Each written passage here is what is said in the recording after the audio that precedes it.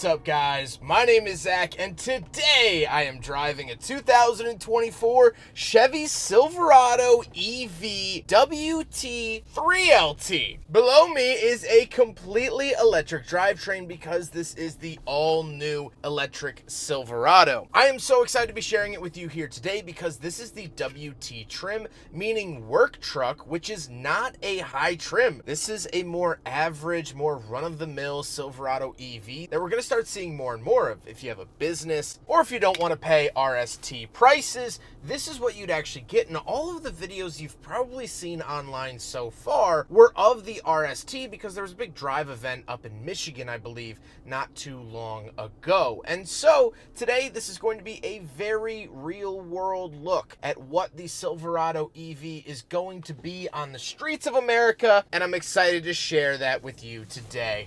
But if you would like to submit your own vehicle, you can head on over to my website, zackpraedel.com/submit. It's a quick and easy submission form. It takes under a minute to fill out, and I come out to you.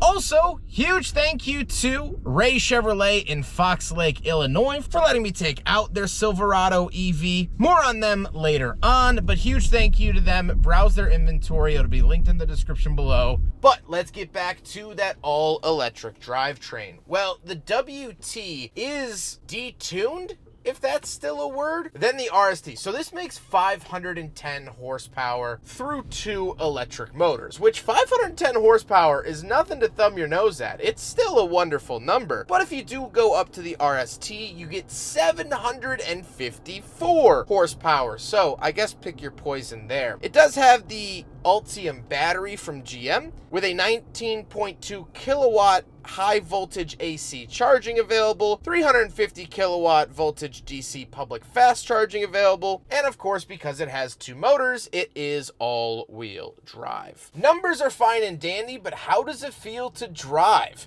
the Silverado EV in its work truck form? It's fine. It's actually pretty normal. Now, you do get that punch of acceleration from any electric vehicle, and 510 horsepower definitely is enough, for sure, but it's nothing crazy. You're not really going to be wowing your friends if you end up picking up a work truck. That's, of course, what the RST is for. In terms of dynamics, it drives a lot like the Hummer EV pickup, which should shock literally no one, but that's its closest comparison that I can make in my head because it shares a platform with that. Visibility is pretty good, although I do have really thick A-pillars. Front and side visibility is good. Rear visibility isn't great, but I can't blame it too much. With that stuff out of the way, let's talk about the interior. Well, in front of me, I have a completely digital dashboard. Now, I like it. It is a little bit hard to see around the steering wheel. However, I think it looks good, and GM's EVs have really had nice gauge clusters. As of recently, I'm thinking of the Blazer EV as well, so I enjoy it here in the Silverado WT. On the steering wheel, on the left, we have cruise control, and off to the right, we have our voice commands, selectors, phone options,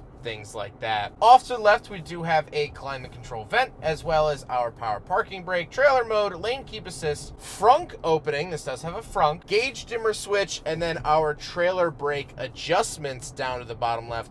Love to see all of that. Moving on to the door, we have lock and unlock, power mirrors, and power windows. Moving into the center, we do have our infotainment screen. Now, this is a smaller infotainment screen than what you would find in the RST. It's going to be a lot more basic. However, it still does have Google Assistant, and it has several camera options, which I'm always really happy to see, especially on a larger vehicle like this. However, I'll let you just take a look at the UI. I think it actually works decently well. It's handsome, and it feels modern, which isn't always something I expect out of a GM product. Down below, 2 climate vents and our climate controls. Climate controls are physical. As you'll notice, not a whole lot going on in here. Again, work truck. So it's actually kind of nice to see a very basic EV. I feel like every EV I drive always has all these bells and whistles to kind of help justify the big, large price. Well, we don't get that here in the Silverado EV. Down in the giant center console, we do get 2 USB-Cs as well as tons of storage space down here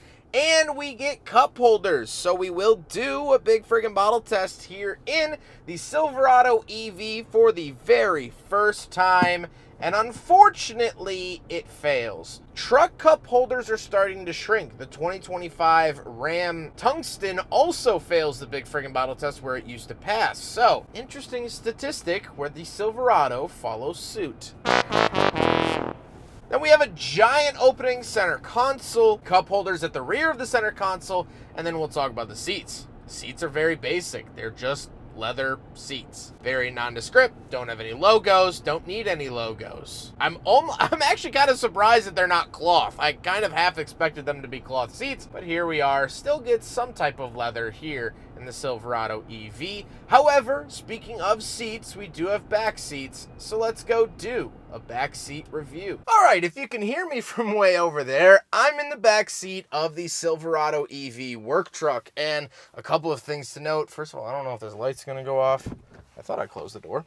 Anyway, there it is. Tons, megatons of room back here. Absolutely love that. I have 2 climate vents back here and 2 USB-Cs, but that's it. It looks like I would get my own climate controls back here, but it's obviously a work truck, so we're not going to get stuff like that. No center console back here either, but we do have a party trick that we'll talk about here in a second. But these back seats, I mean, if you want to take a nap at the job site, you could probably rent this out on Airbnb and get a sleeping buddy if you want. I mean, there is so much room back here. You can really, really spread out, and that is lovely, lovely to see.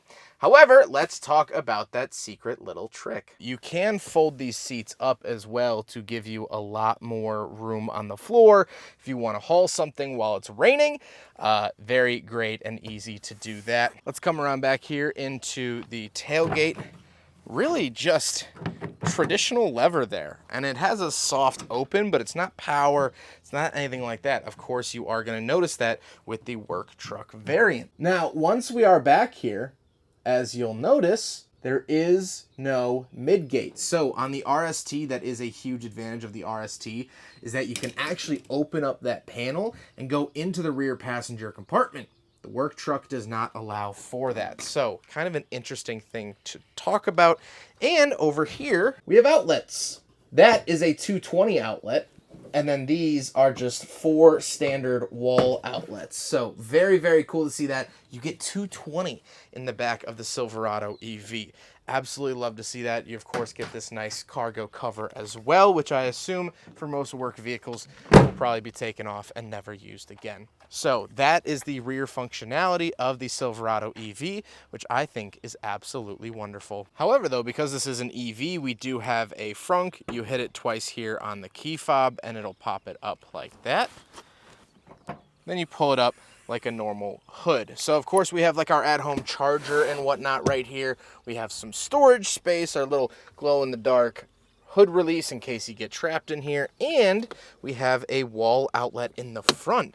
Very, very nice to see that. So it doesn't really matter which way you park the Silverado EV, you're gonna have outlets at either end. That's very smart thinking from Chevy's perspective. Overall, nothing really too cool to note in here other than that, but very cool to see. You just pull it down like a regular hood, and you close the frunk of the Silverado EV. Now we gotta talk about the looks, and I really like the look of the Silverado EV. I think it's interesting. It definitely sets itself apart from the standard Silverado. However, it doesn't look ugly in my opinion. I also don't think it's a, stone cold killer on that boulevard. It's fine, but it has its own unique flavor, and that's what I'm really looking for. With all of that being said, let's get on to my final thoughts. What do I think driving the Silverado EV? More importantly, the Silverado EV work truck. Well, I like the direction that this is headed in. Now, I'm going to talk a lot about the basicness. Yes, this is $75,000. That's not cheap. That is, well, that's pretty far from cheap, actually. But I like the fact that manufacturers, GM specifically, is starting to offer a very basic version of their EV products. When EVs first started coming about, because of the high price of batteries and because of the high price of the research and design, they had to be very expensive. Take a look at the Tesla Model S, one of the pioneering electric cars in our market today. They started with luxury. Lucid Motors is starting with luxury. Rivian is starting with luxury because it's a little bit easier to justify a high price for a luxury car that happens to be electric than a basic one. So I'm happy to see that Chevy is starting to offer basic EVs. This is going to be a fleet vehicle. Some company is going to stick their logo on the side and take it out to the job site, and they're going to charge it in their warehouse at night, have a full battery every morning, and it's going to be wonderful for them. That's cool, and that's what we need. It's one thing to get someone who loves EVs that already has a charger. It's easy to get a buyer like that for an EV, someone that's already established in the community. But now having new businesses go, well,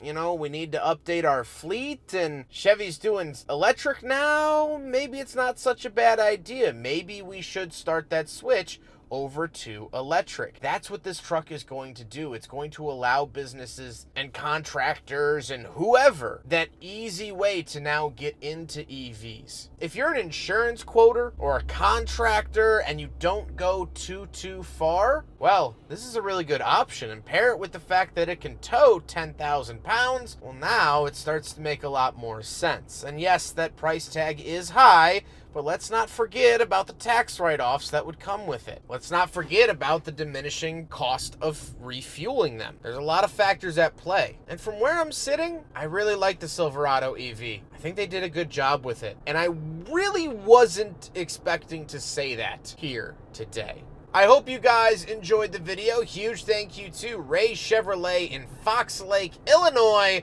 for letting me take out their work truck trimmed Silverado EV. It was so cool to get behind the wheel of one of these. Ray Chevrolet is absolutely awesome. Their whole staff is so friendly. I had like 3 people greet me, which is normally like so hard to do at a dealership. You just want to talk to someone and they all brush you off. Ray Chevrolet actually takes the time. They have wonderful people over there. They've been in business since, well, way before I was born. So huge props and huge thank you to them. But I hope you guys enjoyed the video. Don't forget to rate the video, comment on the video, and subscribe if you really liked it. Take care, guys.